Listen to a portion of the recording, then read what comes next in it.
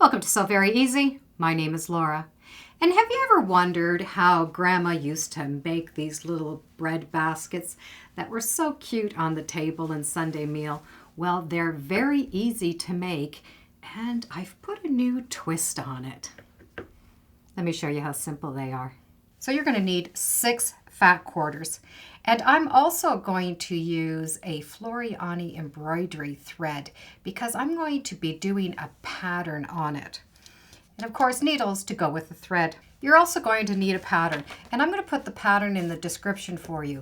And in order to keep those little pockets warmer so the buns stay warm, I'm going to use this product. It's from Fairfield, and it looks like an aluminum with a little bit of a felt on the back. And that is going to make those pockets hold the heat. So I've layered my fabrics together, wrong sides touching, and I've put the solarized in between. So I want both good sides showing. Now I'm going to take the template and I'm going to trace around the template at least a ½ inch all the way around because I'm going to trim it down later. And you do not have to be fussy because you're going to retrace this after. Then I'm going to put the lines that cross over into the edges. And then I'm going to be able to take this off and actually draw that line. It sort of looks like a star in the center. Make sure you use something that will either wash off or steam off.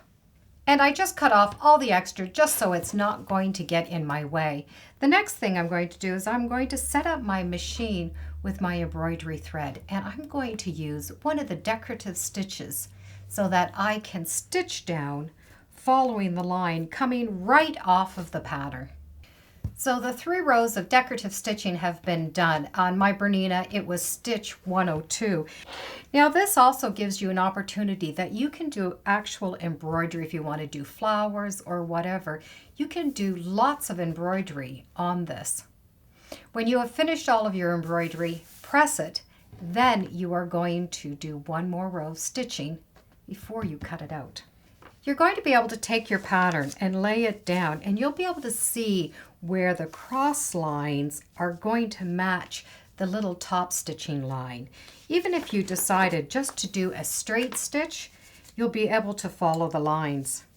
And you have lots of room to play with.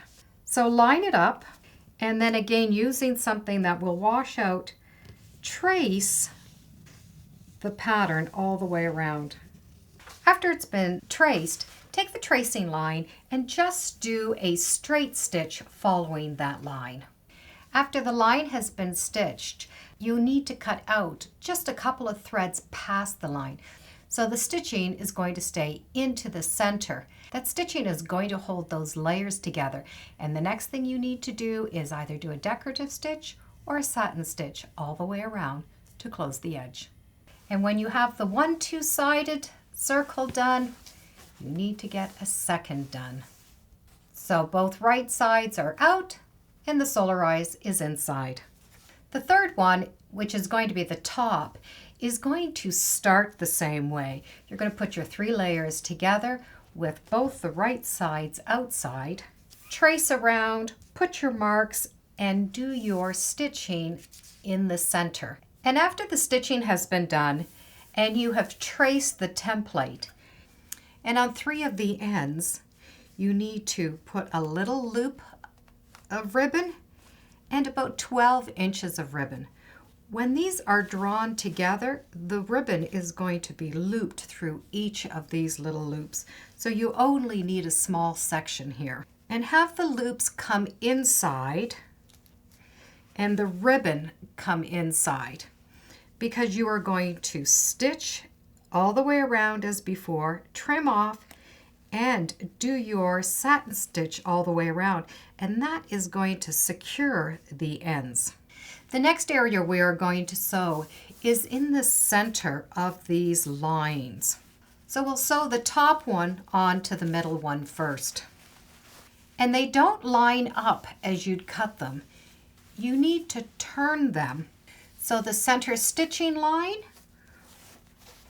will be in the middle of the bottom one. and you will stitch right over top of that seam only for 2 inches over top of each one of these lines, sewing right onto that bottom piece. To add the bottom one on, we're going to end up stitching again in the area that did not get the original stitching. You'll match it up with the top one and pin it right on top of the original stitching. And what you're going to do is you're going to hold back the first layer, and you need to stitch the bottom and the center together. So by holding this back, you will be able to just stitch right here on each of these edges, and you're going to be able to follow that original stitching line you did all the way around. And you can just do what you're able to get under the machine, which should be about 1 inch to 2 inches. You don't need more than that. Now it's done. You're just going to loop your ribbon through the loops. And when you pull them up and tie a bow, so all of the buns will fit in these little pockets. And they'll stay a little extra warm because of that extra solarize you put in there.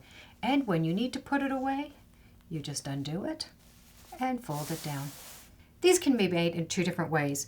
You have the ribbon, and then you can have the loops on 2 ends, or you have a loop on every end plus 1 ribbon and tie a bow.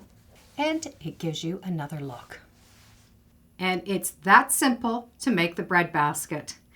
And they could be made in any color for any occasion. Thank you for joining me today on Sew Very Easy. Feel free to subscribe, and as always, come on back. Let's see what we're sewing next time in the sewing room. Bye for now.